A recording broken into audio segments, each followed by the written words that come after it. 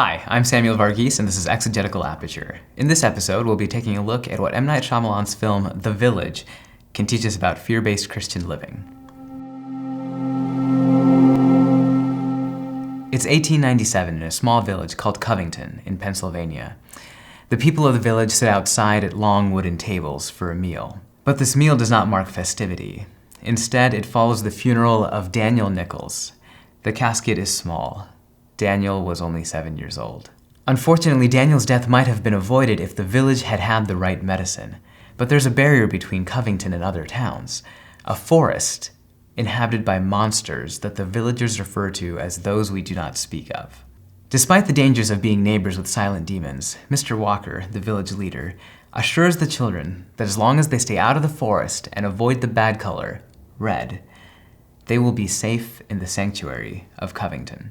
But for Lucius Hunt, a young man known for his quiet fearlessness, a sanctuary that allows the perpetuation of disease and death is not sanctuary enough. He petitions the elders of the village to allow him to travel to the neighboring towns in search of medicine so that deaths like that of Daniel Nichols can be avoided. The elders, among of which is Daniel's father August Nichols, say no. Day-to-day life in Covington continues until its most damning secrets come out when Noah, a young man with a developmental disability, hears of the engagement of Lucius and Ivy Walker, and overtaken by jealousy, stabs Lucius in the chest. Mr. Walker finally confesses to his daughter Ivy that the mysterious monsters of the forest are simply elders of the village dressed up in costumes in order to frighten the villagers and keep them from leaving their so-called paradise. The final twist of the film is revealed when Ivy, in search for medicine to save Lucius, reaches the edge of the forest, and we see that these characters are not living in 1897 after all.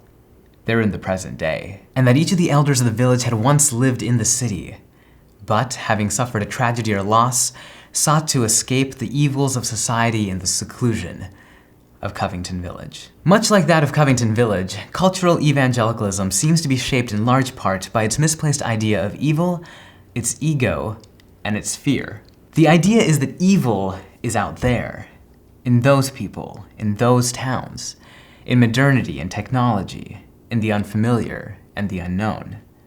But we, the righteous, remain untouched. So when the evils of the world press in and we encounter some sort of loss, fear and pain take over and mobilize these false doctrines of evil and ego.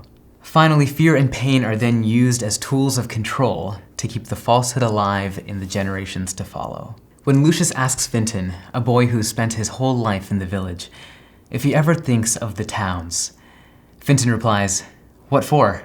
They're wicked places where wicked people live. That's all." And so, like the elders of the village, many evangelicals withdraw from the cities and proper society in order to create for themselves an artificial Eden.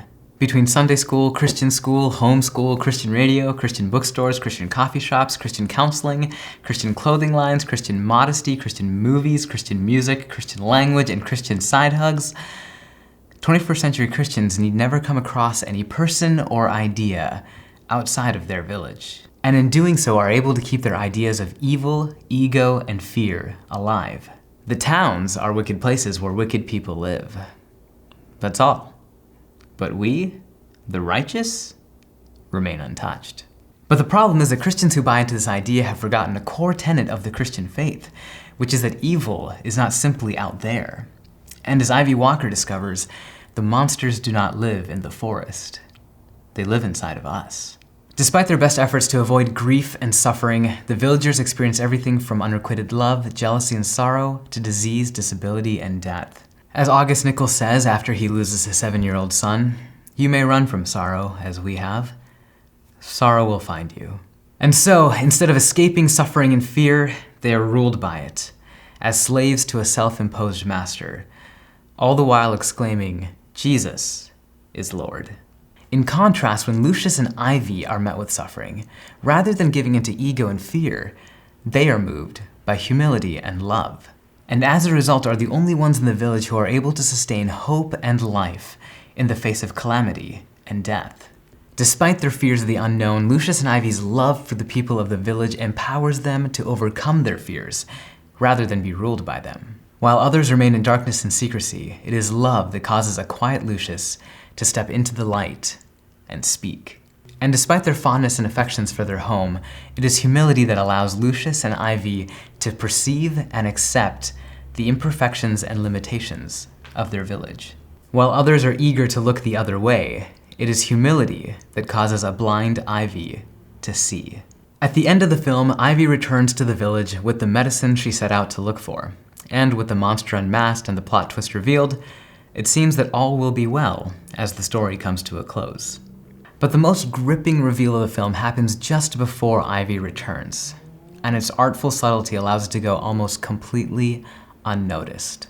The elders, having been confronted with the reality that their attempt at utopia has failed and that their own creations of evil led to the death of their son Noah, are met with the choice to confess or continue the lie. The elders silently stand, seemingly indicating their desire to continue the lie and their submission to ego and fear. Over the last few decades, cultural evangelicalism's various forms of a fabricated Eden seem to be slowly unraveling from the seams. The modifier Christian attached to the front of every art, science, or medium has become recognized by both non-believers and believers alike as a probable indicator of careless craftsmanship and unreliable ideology. And even still, for every Ivy and Lucius that accept the imperfections and limitations and seek to follow humility and love into the unfamiliar and unknown, still there are a dozen others who, even when confronted with their own imperfections, can only see the speck in the eyes of others while continuing to cultivate the forest in their own. And that is what's truly frightening.